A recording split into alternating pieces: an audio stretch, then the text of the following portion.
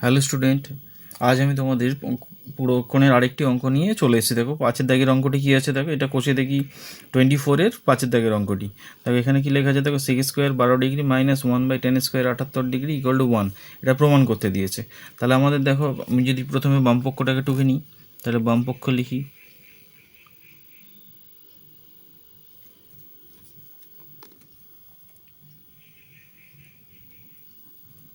দেখো sec square 12 degree minus 1/10 square 78 degree. দেখো 12 আর 78 যোগ করে দেখো 78 ডিগ্রি প্লাস 12 ডিগ্রি, তাহলে যোগ করলে 90 ডিগ্রি হয়। তাহলে যে কোনো একটাকে চেঞ্জ করতে পারি। তাহলে যদি আমি 12টাকে চেঞ্জ করতে চাই তো বা 78টাকে চেঞ্জ করতে চাই, 78 ইকুয়াল কি লিখবো, 90 ডিগ্রি মাইনাস 12 ডিগ্রি। তাহলে দেখো আমি এখানে লিখে দিচ্ছি, সমান চিহ্ন দিলাম। সেক স্কোয়ার 12 ডিগ্রি যেমন আছে বসিয়ে দিলাম, মাইনাস 1 তাহলে 10 স্কোয়ার আছে, 10 স্কোয়ার বসালাম, তাহলে 78-এর জায়গায় কী হবে, 90 ডিগ্রি মাইনাস 12 ডিগ্রি।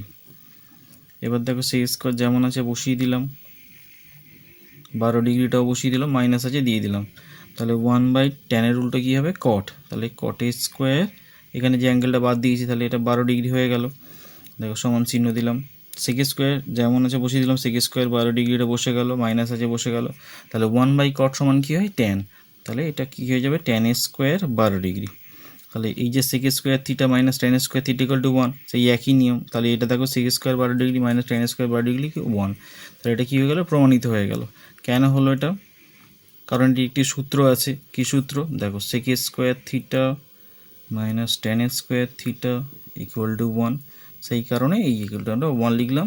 দেখো তাহলে এখানে ডান পক্ষে কী ছিল, 1, তাহলে আমাদের অঙ্কটি প্রমাণিত হবে। অঙ্কটি এখানেই শেষ হয়ে গেল। Thank you watching my video. Hello student, আজ আমি তোমাদের পুরক্ষণের আরেকটি গুরুত্বপূর্ণ অঙ্ক নিয়ে আলোচনা করবো। দেখো যেটি পরীক্ষার জন্য 2 বছরে খুবই গুরুত্বপূর্ণ বা ইম্পর্টেন্স।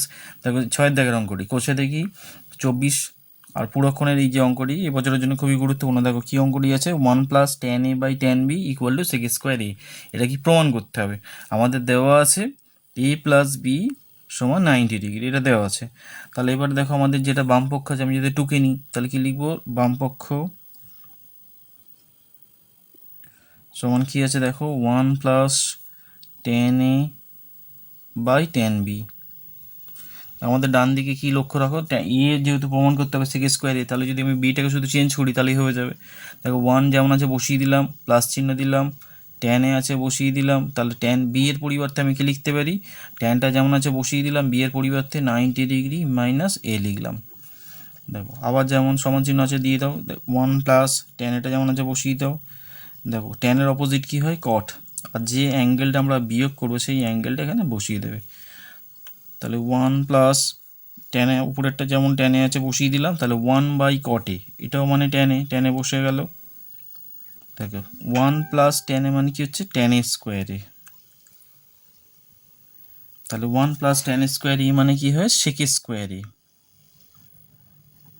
কেন হয় দেখো, কারণ sec square theta minus 10 square theta equal to 1। তাহলে এখান থেকে দেখো 10 স্কোয়ারের যদি আমি মান বের করতে চাই, তাহলে 10 square theta plus 1 equal to কী হয়ে যাবে, সেক স্কোয়ার থিটা।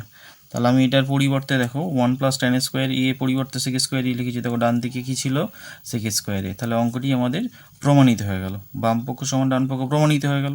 তাহলে প্রমাণিত লিখে দাও, অঙ্কটি তাহলে এখানেই আমাদের কমপ্লিট হয়ে গেল। Thank you watching my video.